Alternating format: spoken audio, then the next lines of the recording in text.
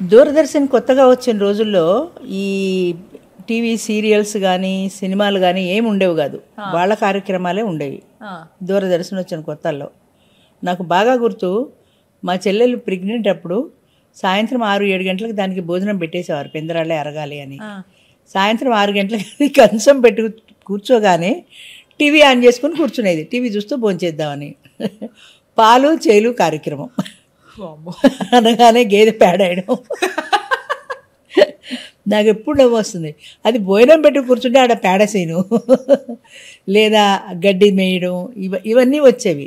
అంతకంటే వేరే ఆల్టర్నేట్ కూడా లేదు అప్పట్లో. టీవీ అంటే పాలు చేలు కార్యక్రమం, లేకపోతే దేవుడి పూజలు, అన్నదాతలోనే పాలు చేలు అనుకుంటా, ఇలాంటి కార్యక్రమాలు వస్తూ ఉండేవి. అయినా కూడా అదే శ్రద్ధగా ఎప్పుడూ గేదె పేడడం చూడలేదన్నంత శ్రద్ధగా చూసేవాళ్ళు.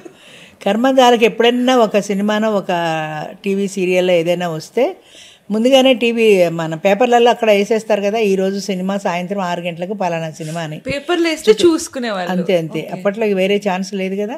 లేదా వాళ్ళు వార్తల్లో ఏమైనా ప్రోగ్రామ్స్ చెప్తే టీవీ ఛానల్లో అది చూసుకోవటం. 6 గంటలకి సినిమా వేస్తారు అనగానే చుట్టుపక్కల వాళ్ళందరూ అలర్ట్ అయిపోయారు. ఒరే, ఇవాళ ఎల్లమ్మగారి ఇంట్లో టీవీ ఉంది కదా, 6 గంటలకి సినిమా ఉంది, గోవా పనులు చేసుకుని వెళ్ళిపోదామని 2-3 ఇళ్ళ వాళ్ళు తయారైపోయి సినిమాకి వచ్చేసేవాళ్ళు. ఎవరిని అడగరా వాళ్ళు? వస్తాం మీ ఇంటికి, వస్తామని అడిగేవాళ్ళు కాదు. ఒకవేళ అడిగినా వీళ్ళు కూడా వద్దనేవాళ్ళు కాదు. వాళ్ళందరూ సినిమా అనగానే వస్తారని వీళ్ళకి కూడా తెలుసు కాబట్టి సాయంత్రానికల్లా చాపలేసేసి మంచినీళ్ళ గ్లాసులు అవన్నీ రెడీ పెట్టేసుకుని వీళ్ళు కూడా రెడీ కూర్చునేవాళ్ళు.